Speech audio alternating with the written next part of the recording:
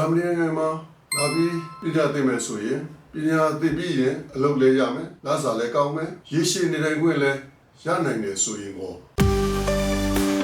ဂျာမနီနိုင်ငံမှာလာပြီးပြည်ကြသိမယ်ဆိုရင်ပညာသိပြီးရင်အလုပ်လဲရမယ်လစာလည်းကောင်းမယ်ရေရှည်နေထိုင်ခွင့်လည်းရနိုင်တယ်ဆိုရင်ကိုဂျာမနီနိုင်ငံဟာဥရောပရဲ့အကြီးဆုံးစီးပွားရေးနိုင်ငံဖြစ်ပါတယ်ဒါကြောင့်အင်ဂျင်နီယာနည်းပညာ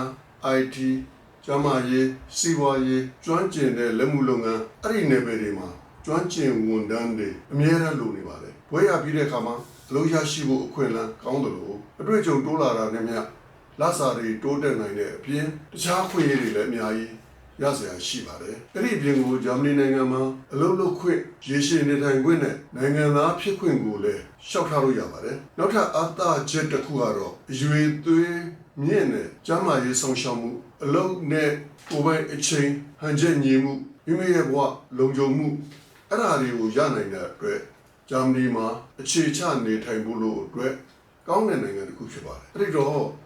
ဂျာမနီနိုင်ငံမှာပညာလာသင်တာဟာဝဲဒီဂရီတစ်ခုလေးရယုံအတွက်မဟုတ်ပါဘူးမိမိရဲ့အနာဂတ်ဘဝကိုတည်ဆောက်ဖို့ဖြစ်ပါတယ်နောက်တစ်ပိုင်းကျလို့ရှိရင်တော့ကျွန်တော်တက်ကူနဲ့အောက်စပီဒူအကြောင်းကွာခြားမှုတွေအကြောင်းရှင်းပြပါမယ်တကယ်လို့အသေးစိတ်မေးမြန်းစရာရှိတယ်ဆိုရင် TikTok မှာမေးမြန်းလို့ရပါတယ်ကျေးဇူးတင်ပါတယ်